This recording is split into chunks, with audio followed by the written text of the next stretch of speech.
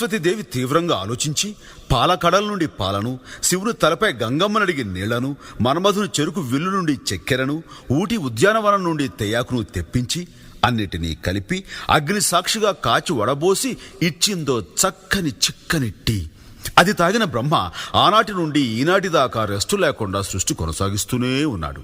అంత మహత్తున ఈ టీకి మరో పేరే ఛాయ్ మేరా భాయ్. ఈ ఛాయ్ చరిత్రను నోరారా చెబుతా, నోరూరేలా వినుకోవోయ్. ఆహా. ఆ